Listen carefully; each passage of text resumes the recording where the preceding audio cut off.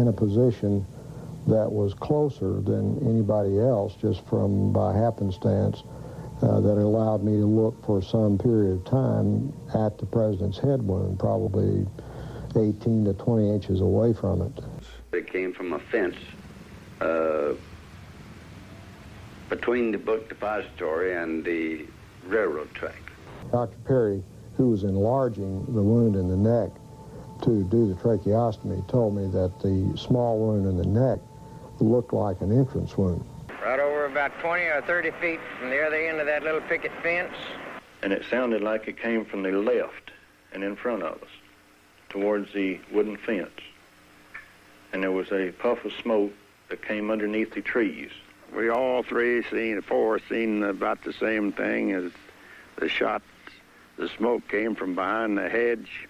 The head wound that I saw was a very large wound in the right posterior part of the head. Well, where did you think the shots had come from? What did you think? But I think, even then, that I would have thought that this was certainly an exit wound in the back of the head, and that therefore the shot must have come from the front.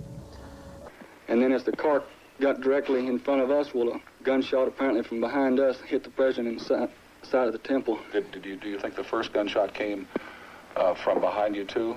I think it came from the same location. Apparently back up on the mall.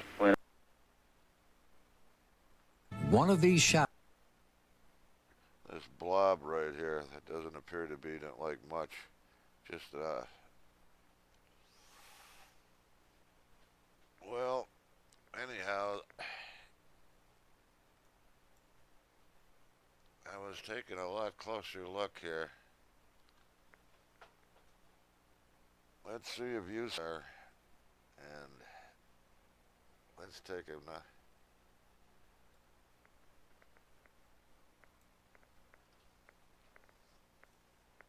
here's some of the images I've extracted from that.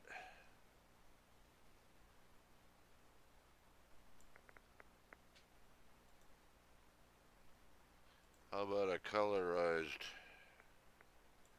version? See what I saw.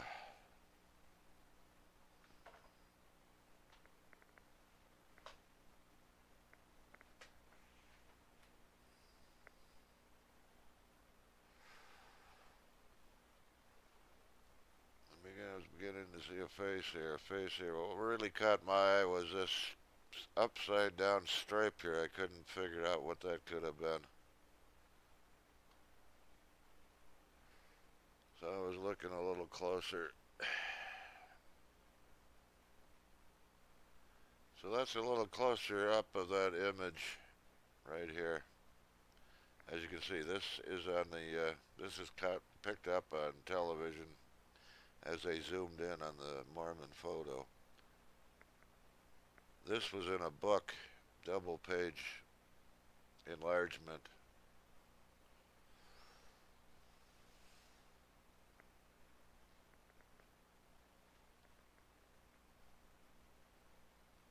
So you get the gist of it. I was looking there, and let's take a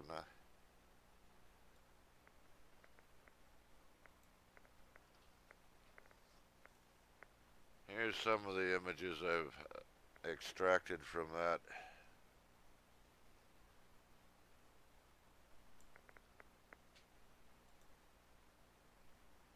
How about a colorized version?